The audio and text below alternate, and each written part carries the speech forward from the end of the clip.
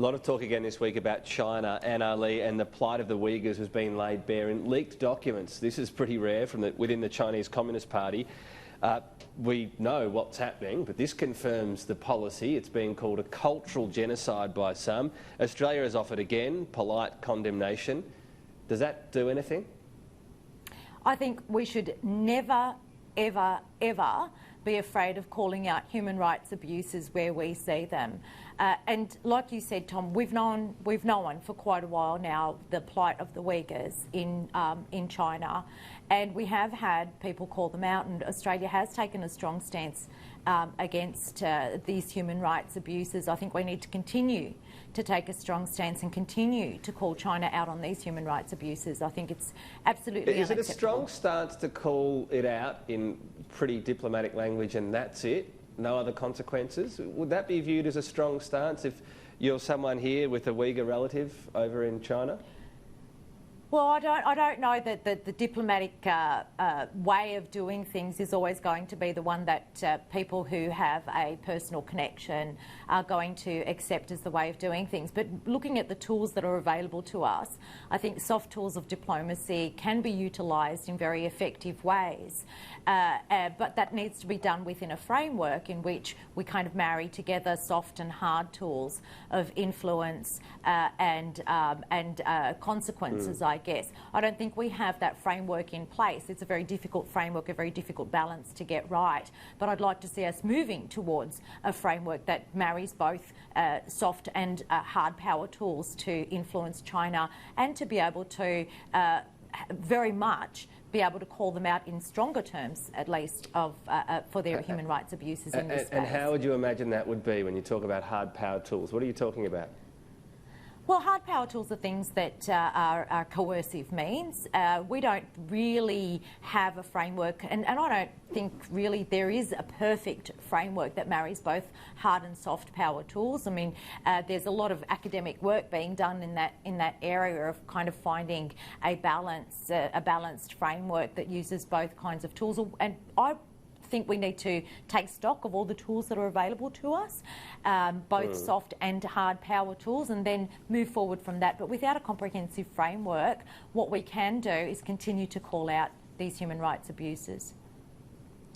It, of course, combines, from the perspective of looking at China, Tim Wilson, what's happening in Hong Kong, the court now not allowed to rule on face masks, hints of the army getting more involved. Politicians stop from visiting there unless they repent their views. It's pretty troubling over there. It's extremely disturbing, and we shouldn't call it for anything but that. What we see in these leaked documents from the New York Times is that, frankly, what our worst fears were are being realised in the process, the pattern, the systemic nature of what the Chinese Communist Party has been doing in Xinjiang province. And yes, you're right, some of the activity in Hong Kong, and particularly the CCP not respecting the authority of their courts, is also very disturbing. This is why strong language is necessary. The reality is, actually, Australia is being quite assertive on these issues in the international realm and directly with China, and I think the government actually deserves compliments for that. The problem is that there isn't the same full force from some of our allies and our partners, particularly in the context of the United States. We know the US Congress has passed resolutions making it clear that they believe in the autonomy of the Hong Kong region. They're going to get an annual update for doing so. And I think we need other countries to be stepping up as much as we are. And Donald Trump, is he failing in terms of his leadership on this? Well, what we know is that the Congress has been stronger than President. That's an objective fact. And all I would urge anybody who wants to show moral courage or political courage and to make sure that they're standing up for, frankly, what is right and just, is to feel free and feel confident to stand up and speak out. We all want the best for the people of China to be able to be successful and be prosperous, but that does not mean that we should turn a blind eye to, frankly, what are deeply disturbing revelations, deeply disturbing conduct in Hong Kong, and it's not what we should want for ourselves as much as anyone else in the world. But what would you say about Donald Trump's leadership on this matter?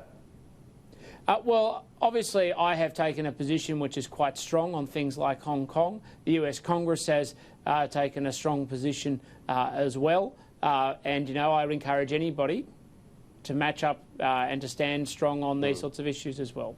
Doesn't matter who the politician is. Only got 30 seconds to go. Anne Aly, your thoughts on Donald Trump and his position on this? I think it's disappointing. You know, I think that progressively over a number of years, the US has kind of retreated in its influence and its ability to influence countries that it would seek to influence. And China has risen as a major soft power across the world, in various areas across the world. I think I agree with Tim. We need a united front if we're going to confront China in a more powerful sense and in a more effective sense on these human rights abuses.